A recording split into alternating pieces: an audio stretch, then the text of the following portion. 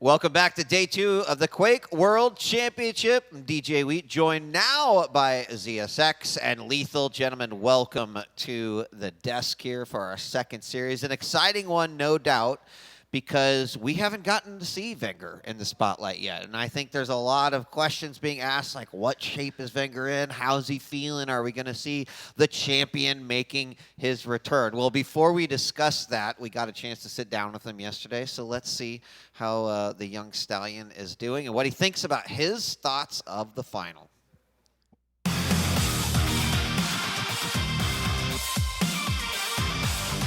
My game tag is Maestro Venger. My seed is number 3. I've been playing Quake for about 7 years now. My favorite champion is Ranger, because you can do a lot of stuff with the orb. His ability and passive is also really good. My favorite weapon is the rocket, because it's just the most beautiful one, in my opinion. My journey this season has been a bit of an up and down. I think it started really bad, but then overall, like in the end of the season, I managed to get some good results. It was difficult, but I'm happy to be here now. So I've been preparing really hard for the finals, playing a lot actually, like about 7 hours a day now, and like practicing with all the people around the world from the Pro League. I feel really happy to be back on LAN, not only for playing the game, but also meeting up with all the people I've been playing online in the past 3 years. For sure it's different, the environment, the pressure, they have to play on stage is really cool though. It's like, us competitors, that's what we live for. Winning the championship would be like a dream for me. I already did it last year, but you know, doing it back to back, only a few people have done it, so I'm ready for it. I have some good opponents coming my way, and also Rafa in the semi-final or Bukster, so for sure I need to practice a lot during these 2 days. I think Rafa will give me the hardest time, because he's the player I have never beaten yet, but that's the goal also this tournament, and after that probably Kilsen and Racy. The favorites are always Kilsen, Racy, Rafa, and I will put also there Avec, Maxter and Zenaku, as they're also playing really good. I'm getting mentally prepared just by practicing, so it helps me calm down and be more confident inside the game, so I don't have to deal with any nerves whatsoever.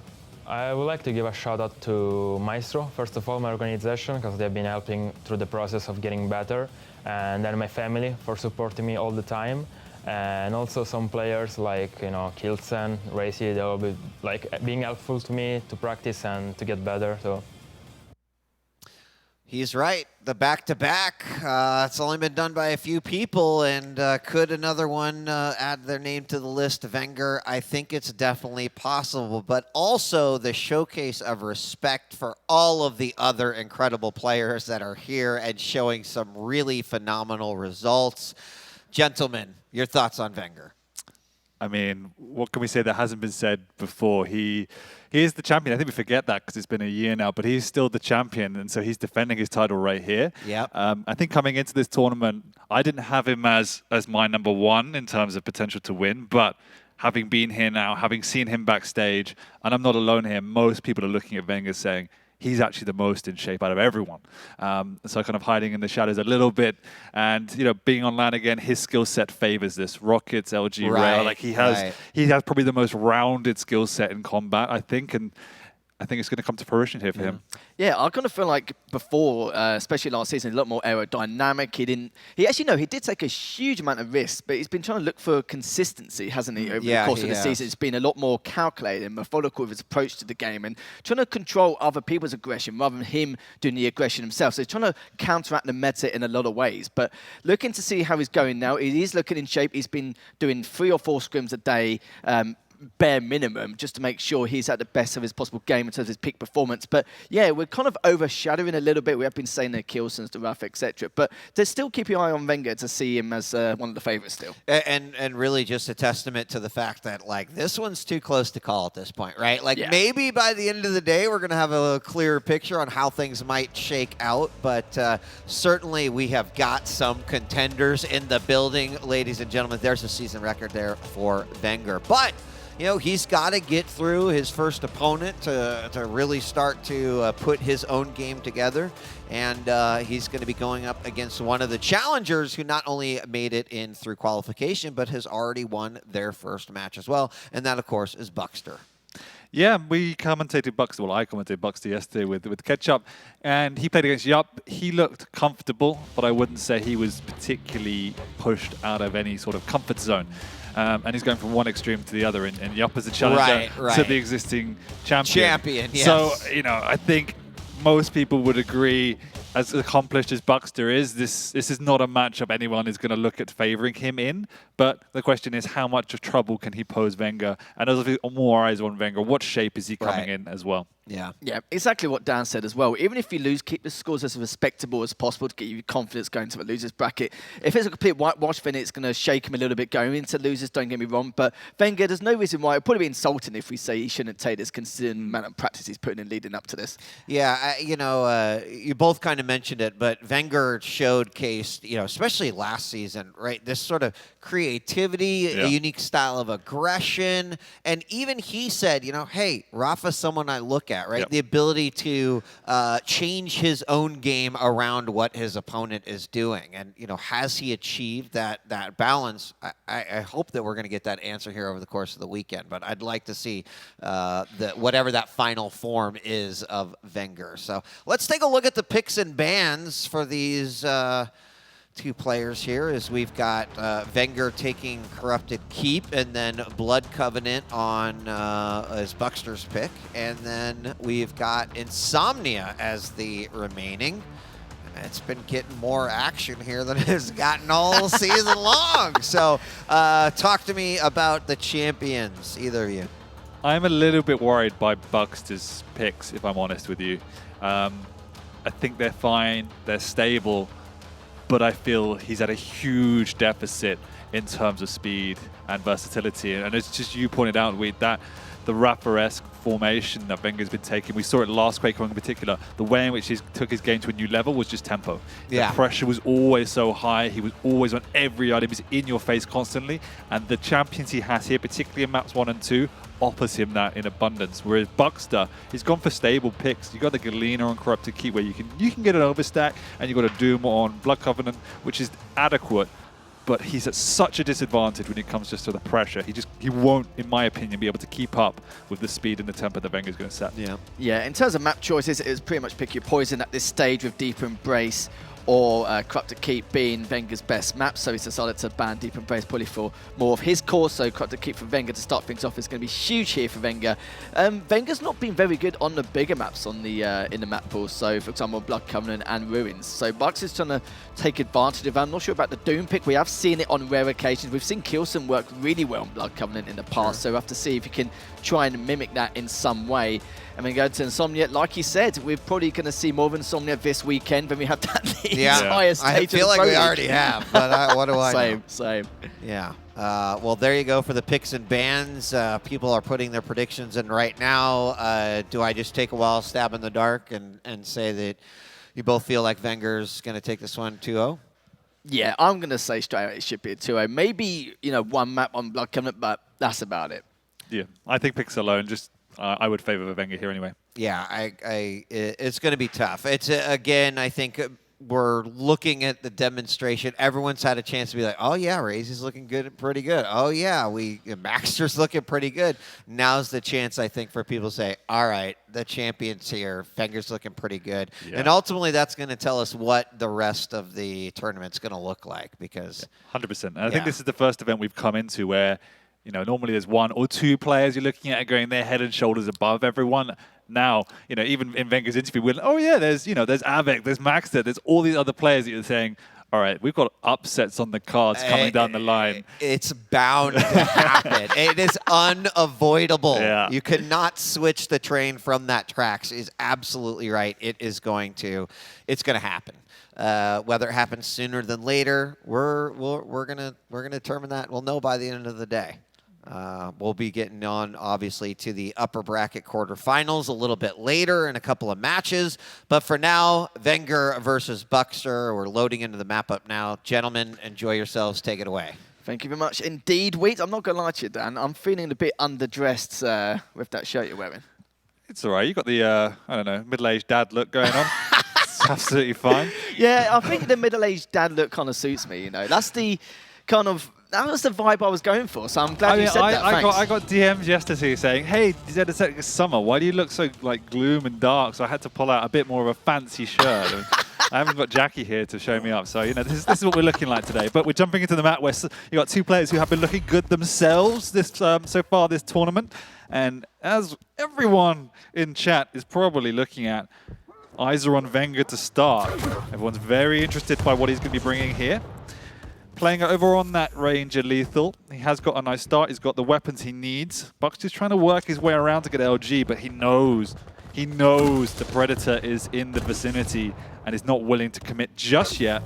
But Wenger is just patrolling that mid ground. Good positional advantage here. He's also got the orb up. He might try and do a double back to keep pressure on the pickup of the LG, but decides against it.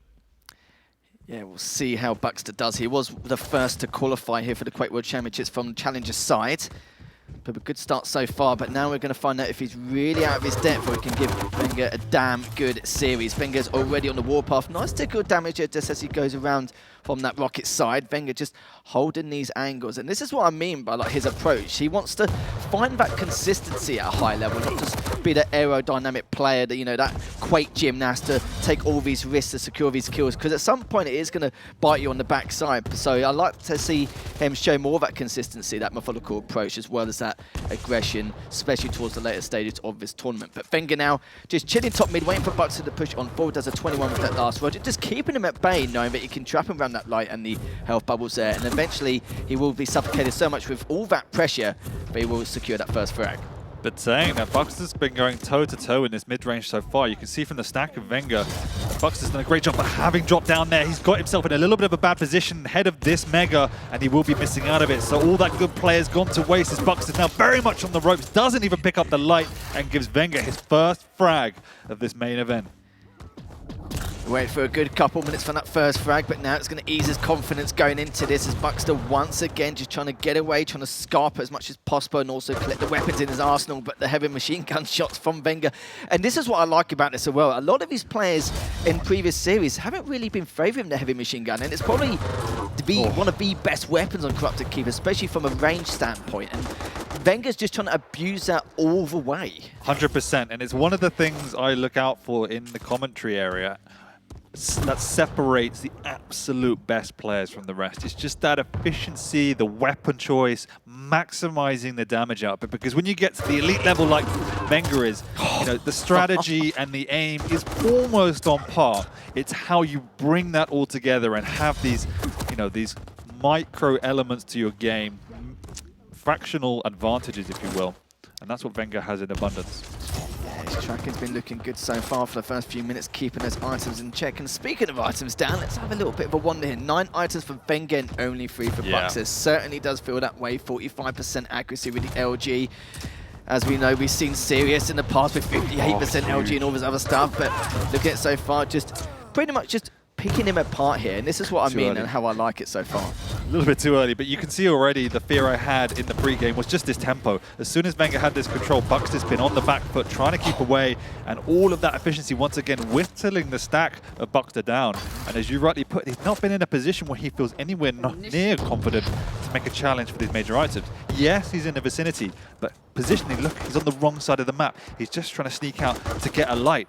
And every single time he does that, he's normally taking more damage than the resource he's picking up.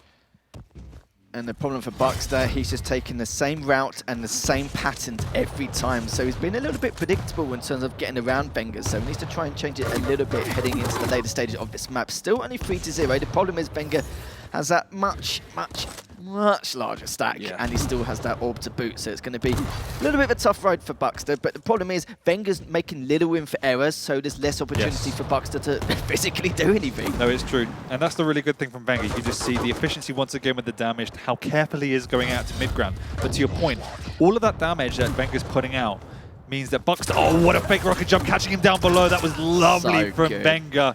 And this is the problem, it's cat and mouse. Because Buck doesn't have a stack, he's not contesting for these major items, and then Wenger is using these light rooms as traps. He's baiting his opponent around the map, and he's even now actually got all of the items on lockdown. I'm not talking Mega and Heavy, I'm talking both lights as well. And you can see Buckster just trying to do anything to stay in this game.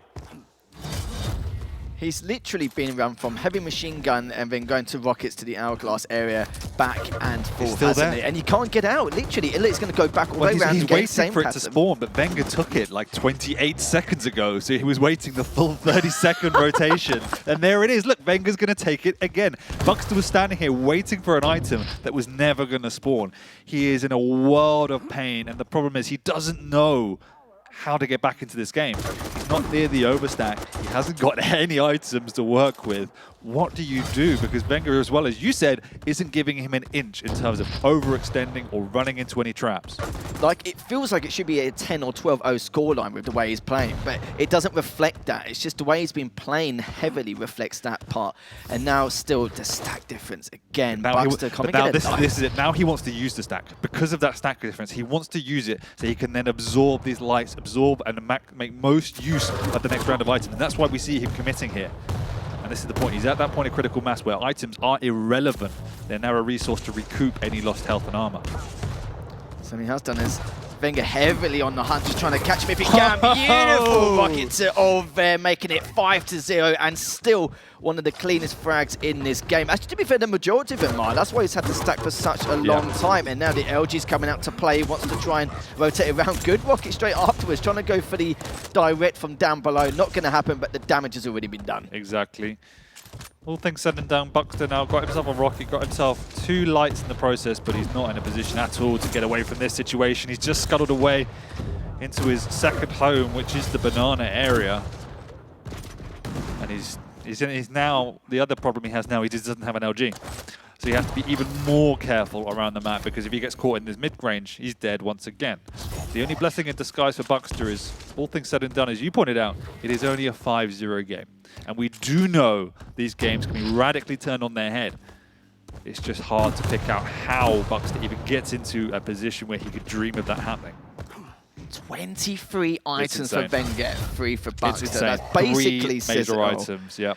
Could not make it up if he tried, but that's how much pressure he's been putting on, and he's had this game plan, and it's just working perfectly. 3 minutes left to go, and it's not out of the realms of impossibility, but the problem is he's going to have to get the cleanest frags possible after each and every single death that Wenger will receive, and I can't really imagine that happening. He's always put himself in a position with the heavy machine gun or these rockets, and just being able to read exactly what Bukster's going to be up to and just force him into a style which he absolutely despises, as he's now trapped in that red room.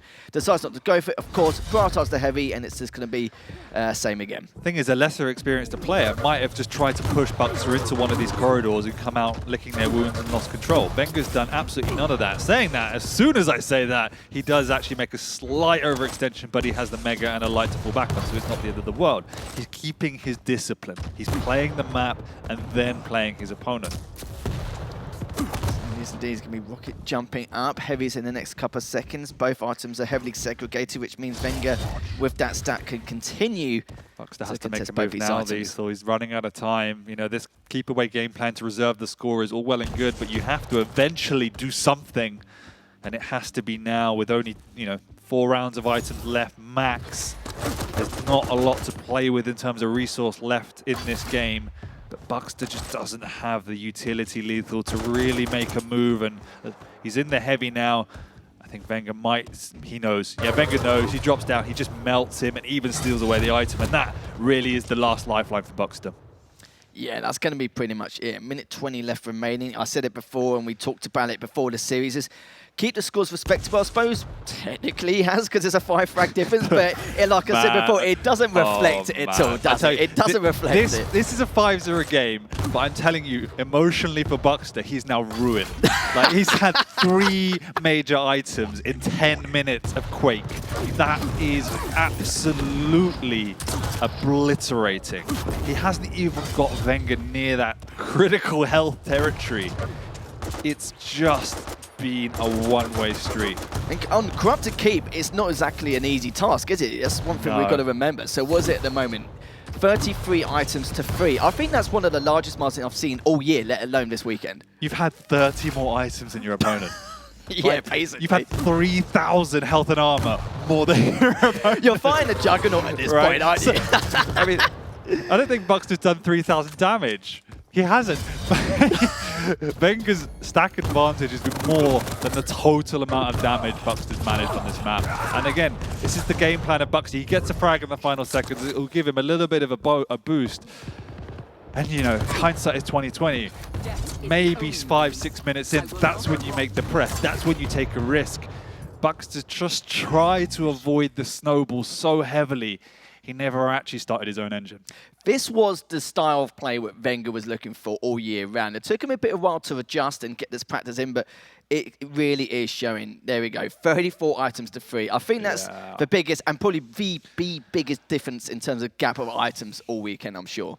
Yeah, it just shows you there's a different level of class on that map in particular, right? And now we move into a different territory. Corrupt to Keep is obviously a little bit of an anomaly. You can have that perfect game because without a rail, you don't really have that risk-free damage. You have, you know, the heavy machine gun, which you can use at the mid-range, but as you pointed out, Wenger was always prepared. And that was the thing, the discipline for me was the really, really impressive thing there. You know, he was taking the items on cue. He wasn't slipping by overextending. Every time he was going to go out to an area where he could potentially be vulnerable, he was checking, he was ready with the right weapon. And it offered Bukster no inch to break that dominance. And we saw it. Bukster was reserved to this area of the map in particular you're seeing now. Just in that crevice, just in the banana side. Get time and time again, bullied off of the map. But with a rail, you can now play from range. You can play defensively. You string 2 or 3 together, suddenly you can take some items. That's why this map, you can have this very, very snowball-heavy dominance. Yeah, we say it quite a lot of times on cast, is the fact that some of the scores don't reflect what we've seen, but even though that was 7-1, it kind of felt like 30-0 just due to the fact it just didn't give him any room to breathe at all.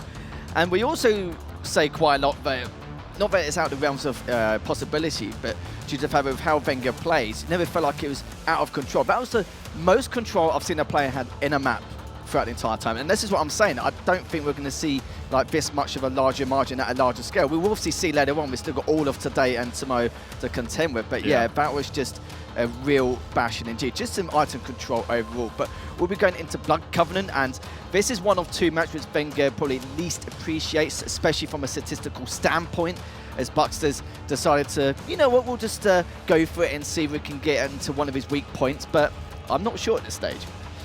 Not from what we've seen, and I know you say it's one of his weak points, but when you're a Quake World Champion, it's pretty hard to identify what a weak point is. You almost have to say, this is the only one we think he might have, but it's going to be real rough, because now the big problem for me is Athena versus Doom. Like, the lack of mobility on the Doom is going to be an absolute nightmare for Bukster, and from what we've seen in map 1, it's going to be how can he play around that rail? If he can start stringing together the rails, that passive defensive playstyle will start to pay a bit more dividends, and you can play it a bit more effectively on Blood Covenant, but it's still a big challenge for what we've seen from Wenger so far. Yeah, it really is. Athena's pretty much the standard go-to pick. Definitely one of the favourite picks going to Blood Covenant. Doom, I mentioned it earlier, but I've only seen 1 or 2 players, like Kilson especially, really utilise Doom's passive ability to go back and forth from rockets to Mega onto those bridges. But Venig liked to catch his opponent, but you know that was an entirely different player. What is Bukster going to bring in terms of his style? That's going to be the next question. Exactly, and your point about Kilson is true, but the way he plays, he just wants to get into a single position on that mid-ground, and he doesn't really need to move from there on out, so it is very useful. Bukster's going to be under a lot of pressure with this Athena flying around the map, and we already know how amazing Wenger's aim is in general. His rail has been a stand-up weapon consistently too. So for me, I think Bukster just needs to try and take the game to Wenger a bit more. Let's see what Wenger can do under pressure. And if it doesn't work, it doesn't work. But at the same time, he just wilted to the point where the map was gone. And he didn't ever look like he was going to push himself to try and win. He was playing to survive and not playing to win. And that often inevitably leads to your own demise. Anyway, I would rather see more aggression, more positivity, more risk-taking. Because at the end of the day, he's going up against a world champion. He shouldn't be expected to win this. Yeah, but he can really try and push it a bit further. Yeah, totally agree. I kind of feel like compared to what we saw from the final couple weeks of Pro League leading to this, Wenger's more refined in comparison. We know that a lot of players, doesn't matter how good or bad you are, it depends if you can fully transition everything you have in terms of your skill set, your pedigree skill moving into LAN, but everyone just seems perfectly fine. It just seems like there is no pressure or anything like that. Just playing it like it's a normal day in the office. As now we go to the second map in this best of 3, and we're going to see if Wenger's going to make this a clean sweep or if Bukster can stay alive and take this to a final map. That early rocket on Bukster's side. Wenger will have picked up that rail already, and the heavy's already in the vicinity with the rail too, knocking Bukster down to the ground. So we're in a situation similar to last map where Bukster is lacking a critical weapon. Second rail from Wenger, chipping away at Bukster. He's absolutely got him trapped here. There's no way out for the dude. He's got to work his way across, but no, he's going to rocket jump out, and Wenger's actually pulled his way in and hit a 4th rail. You want to see what shape he's in? I think he's showing us, Lethal.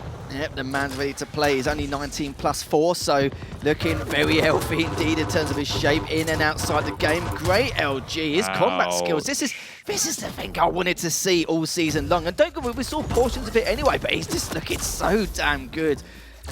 He is. Bukster's now going to survive and get his cross to this rail, not before eating 2 rails himself. But once again, the fears are coming slightly true in this opening engagement. The pace of Wenger's just very, very high, and he had the weapon advantage and really made it count. Can Bukster now begin to stabilize with two items to his name and some of the key weapons he needs to have this fight? So this is the opportunity he wanted to be in. Bukster does have plenty of opportunities for the comeback, especially if he keeps on spawn with the starting stack of the Athena. Wenger just holding the angle.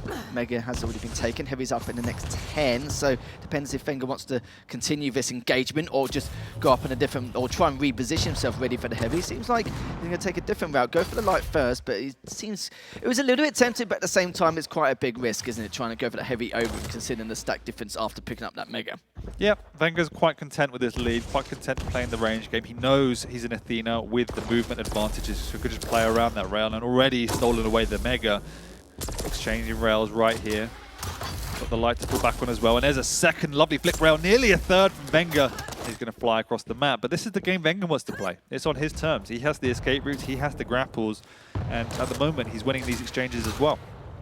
Fired 14 shots, hit 57%, not too shabby in this early game. My God, Danny's already looking to make a tear on his debut. But that was a really nice use of the Berserk from Bukster, to be fair. He would have taken a lot more damage had not done it. But oh my God, he's got it from behind with the air rocket to finish him off. Absolutely no idea how to counter that when an Athena's coming at you. Basically just textbook stuff, isn't it? He's making the assumption where, you know, the common places to be once you're weak with that kind of stack is like pulling around the LG or light area, knowing his luck, and found him instantly straight away. This feels like I'm watching a David Attenborough documentary. It feels like Predator versus Prey, this series so far, with Bukster just running away from the vigilant Wenger. Oh dear, this is looking brutal. He's in the vicinity with a rocket, but Wenger knows that and will just run the other way. Wenger is up. Bukster's going to make a move, but again, it's just taking items for the sake of taking items. There is nothing he can do because he hasn't got the weapons and he hasn't got the positioning. And in reality, he hasn't got the champion skill set either. And Wenger is just playing around that lack of mobility from the Doom like a champion. I think David Attenborough would be horrified by the nightmare that Bukster has to witness at this stage. Let's be honest, at this point, is Wenger just rotating the items back and forth. And in terms of item control at the moment, it's a little bit better in comparison to what we saw.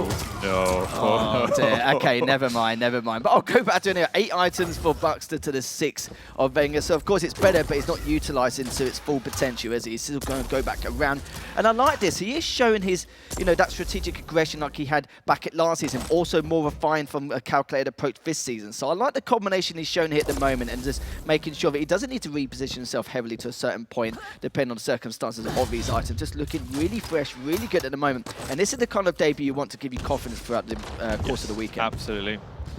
And the other big thing it showcases is just how important the skill set is, how important speed and maneuverability is, because this is one of the big reasons Bukster's struggling. Wenger's able to force fights, he's able to get out, he's able to create these angles and just play the game he wants to play, whereas Bukster is constantly on the back foot, constantly paranoid and looking over his shoulder that there's going to be a Wenger swinging his way into the room, and it just limits you so much on what you can do.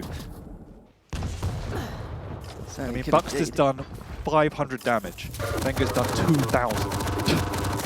That is crazy when you think about it. But it's not Bukster playing bad, it's just Wenger just playing it out of his mind. Simple as that. Exactly. He's playing out of his mind with a much better champion. And this is the big issues. Bukster needs to go away and work out what went wrong from the draft stage. Yeah, I heavily agree. I think the map choices are good, but the champion picks was probably debatable to a certain extent. Wenger now still with a great stack, 6-0.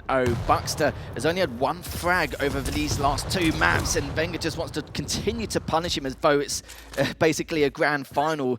bukster managed to get away. Wenger picks up the Mega, heavies up in the next 10 seconds. Wenger purposely leaving these items out of sync so he go back and forth and continue that congestion. Knows that there's a strong possibility he is underneath, and he's still got 4 minutes and 20 left in play. We'll have to see if bukster can, if anything, make some miraculous comeback.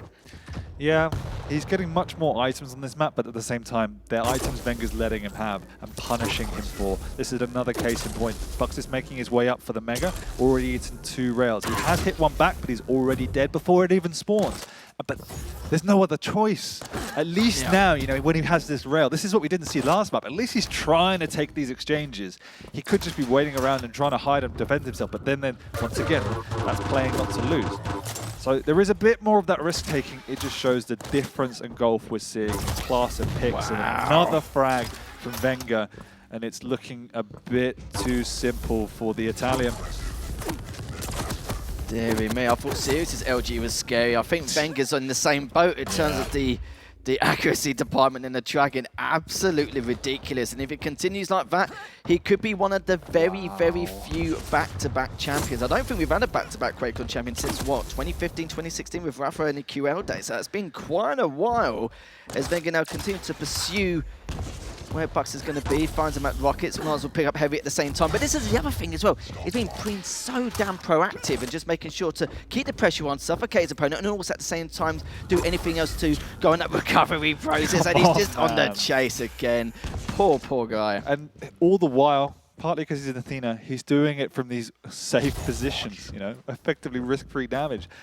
bukster's done 800 damage in nearly 8 minutes, whereas Wenger's done nearly 4,000 damage.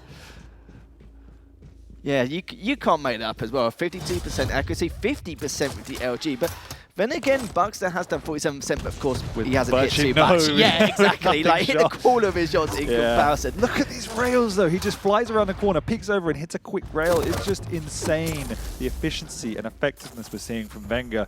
And this is why we said in the intro, Lethal, everyone backstage has been looking at Wenger, and he's been the best performing player in practice, and he's bringing it to the main stage. It certainly shows, and it looks like there's a strong possibility that bukster will only get 1 frag in these 2 maps overall. Hitting 2 for 2. No. Look, it's go for the 3rd, but it's going to play it safe with the LG, cleans him up, and Wenger just continuing to play it out of his mind. Wonder how good it feels to be Wenger. Just being able to do all this, you know, laissez-faire. I can't do it standing still, let alone like being that dynamic. Can't do it against bots, mate, and it's just... You what?